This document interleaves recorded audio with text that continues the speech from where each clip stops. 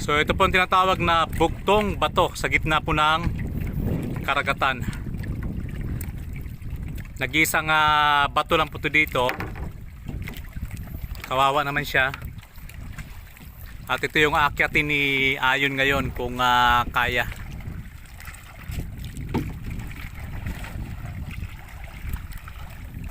Kaya pwedeng dumaan. Maliit lang po siya. Pero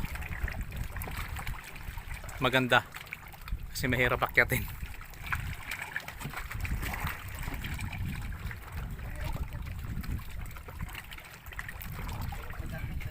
Ano? Mahirap akyatin, maraming talaba. So ngayon ako naman aakyat.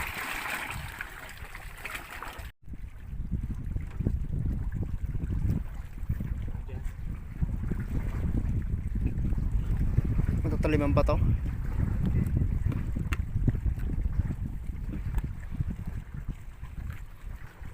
Nakakaputi ah. Nakakaputi. Mataas din pala. Sobra. Kala ko simpleng bato lang to.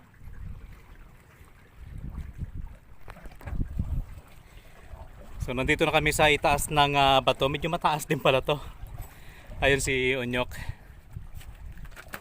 Pag titingnan sa malayo, parang simpleng akyatin lang pero mataas din pala to.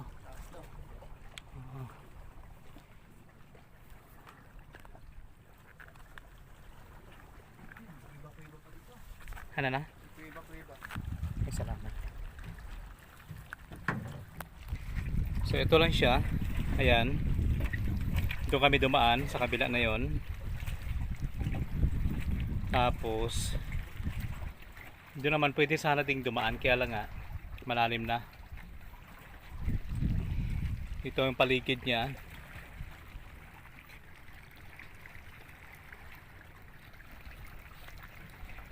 Ay, dyan pala meron pa. Ayan o, may mga kasama pa pala siya. Pero ano na? Ganak siguro to. Kaya nga. Kaya? Kaya. Try mo nga. Ingat lang kasi yung bato na yun nakapatong lang sa ibaba. Silipin natin yung ibaba nito ah.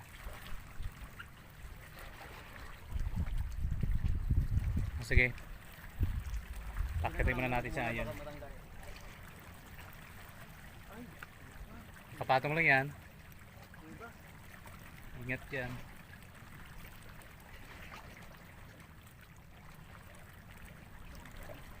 Ano? Pag hindi kaya, huwag pilitin.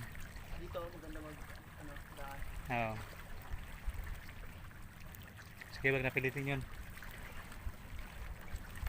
Kasi medyo kayang umakyat doon sa taas. Kaya lang nga po, medyo matarik. At saka yung bato delikado, parang pinatong-patong lang kasi. Ayun, nakatawid na si Ayon.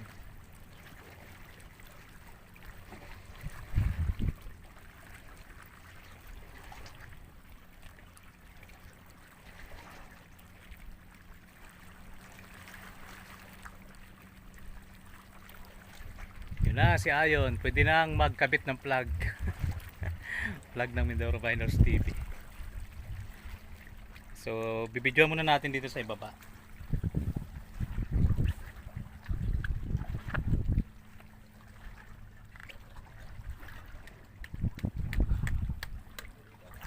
Yan si Unyok, ang kinukuha niya yung mga talaba. Ang tawag dyan ay sisi.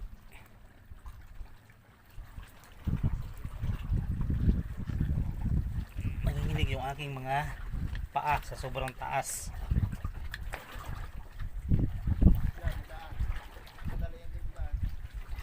Kaya lang katakot din. Kailangan butas. So ito na yung ibaba ng dinaanan ni Ayon. Ayan, parang nakapatong-patong lang ng mga bato. Kasi si Ayon medyo madilim lang dahil umaga pa talaga ngayon.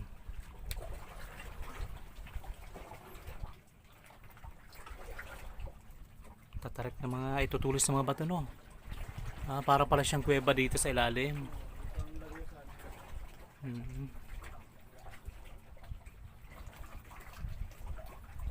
Tutulis ng mga bato. Tapos yun.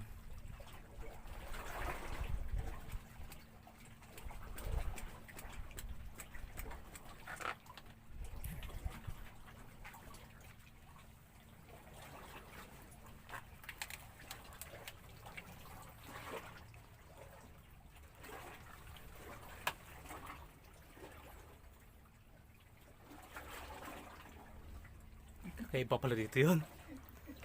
Natakot.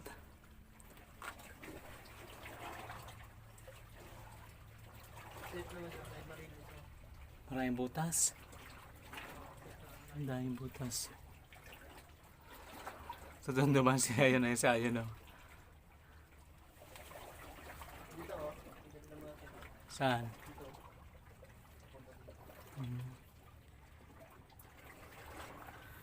So balik tayo sa taas.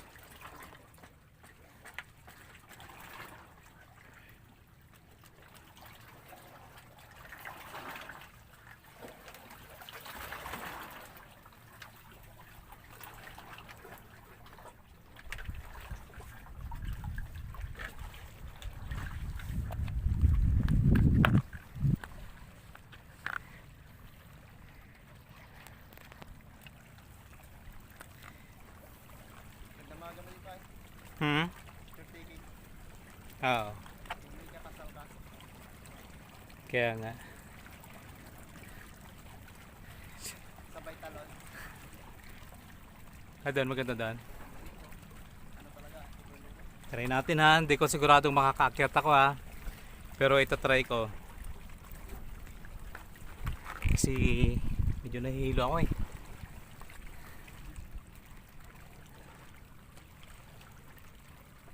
Doon nga mas madali magdaan. Saan? Dito. Mas madali nga eh. Marami namang sneakers. Sino ang nagdaan? Dito.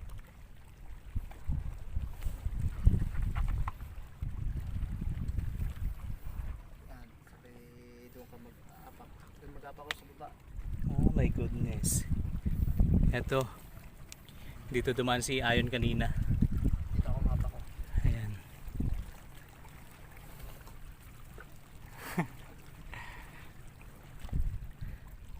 So yun si Direk hindi na umakyat dito. Masyadong mataas. Pagod na.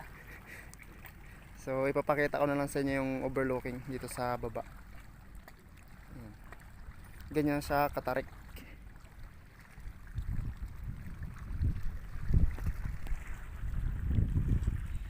Ingat-ingat lang tayo dahil marurupok ang mga bato. Mas malaki to no kaysa dun sa napunta natin no. Oo, mas mataas. Oo, mas mataas pati. So dun si Kuya Nyok kumukuha ng talaba. Okay ka lang dyan, Drake? Ayos lang. Nalulula. Kahit ako nalulula na rin. Sobrang taas.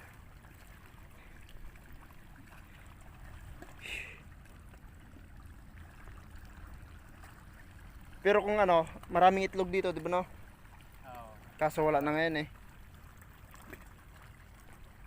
Dito nangingitlog yung mga ano, mga ibon. Diyan, dito lang pinapatong yung mga itlog. Blue na blue ang taga to.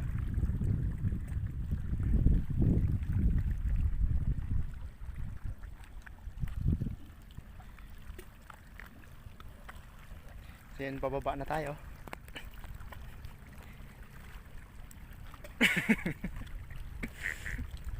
Ito yung butas oh.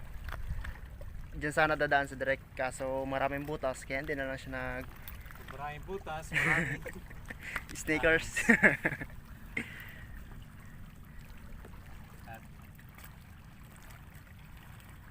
So mula dito sa pinapatungan ko, tatawid ako dito, ayan, dito sa kabilang bato para makuna natin overlooking si Ayon sa itaas. Kahit medyo nanginginig yung aking tuhod, sige lang.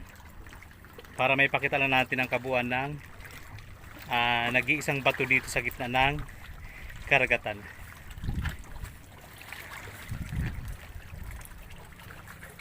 Yeah! Yun. Thanks God. Nagawa ko. Whew. I did. Thank you so much. Dito na ako sa taas. Yun, ang ganda. Ganda oh. So ayun na. Ayun si Ayon. Ayan. Ang taas ng kinarunan ni Ayon siguro mga nasa 25 feet mula dyan sa dagat. So ganun kataas yung kinaroonan niya, kaya nanginginig na yung tuhod ko. Diyan sa ibaba ang daming mga corals o mga halamang dagat na kulay orange. Ayan. Dito naman ay mga kulay green. Maganda. Sobrang ganda.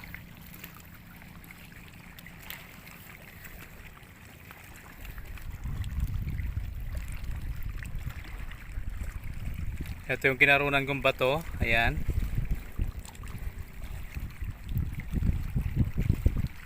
Baba na yan. Tingnan natin ang pagbaba ni Ayon. Diyan sa pag dito ka parang mababa lang talaga. Kaya na kasi yung mga bato na yun kinakailangan maging maingat ka doon kasi nga parang pinagpatong-patong lang siya. Oo. Ayan katulad yan pag pinatungan mo yan, delikado yan, kaya dapat doon ka talaga sa main rock umapak. Kasi nakasalansan lang siya kaya kung pagkakamali mo lang parang ang bato ay madidistract or kumbaga para maghiwa-hiwalay. Ayan ingat yun. Katulad yan yung yung pinapatungan mo na yan, yung hinahawakan mo na yan, nakapatong lang yan. Oo. Huwag magtiwala dyan sa bato na yan.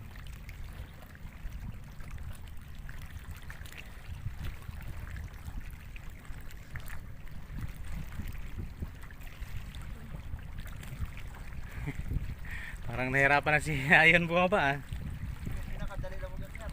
Oo.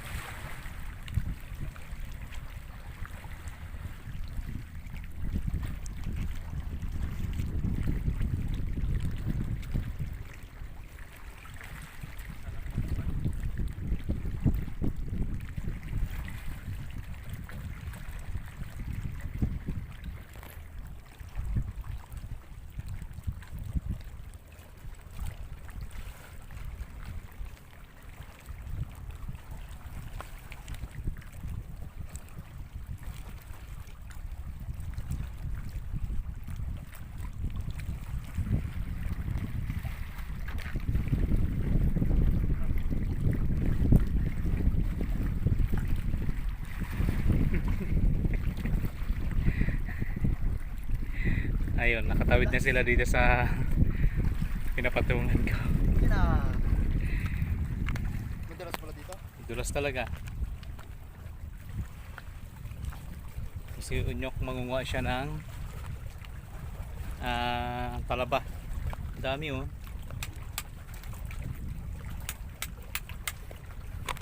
yan. So ako ay hanggang dito lang. Astig yung pangkuha ng talaba, parang ginagamitan ng pait. Dami sarap yan, tataba.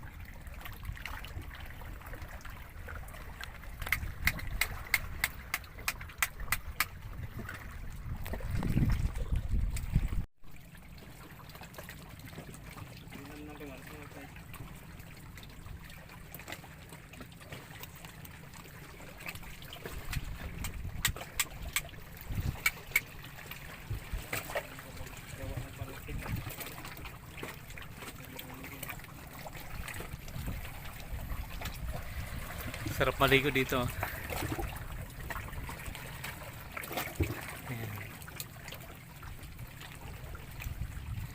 Medyo madilim lang ngayon dahil makulimlim talaga eh.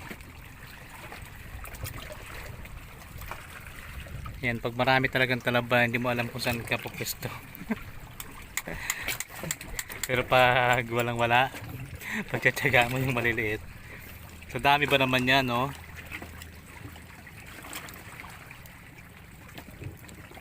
Ito po, yan. Paikot. Sarap pala pumunta dito pagkate kasi ang daming talaba.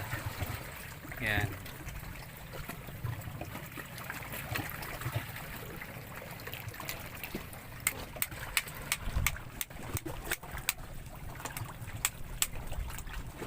So ayun po, maraming salamat sa pagsama niyo po sa amin at sa mga bago pa lamang dito po sa ating YouTube channel. Huwag niyo pong kalimutang mag-subscribe at pakipindot na rin po ng bell button para lagi po kayong updated sa mga kakaibang video na atin pong ina-upload bawat araw.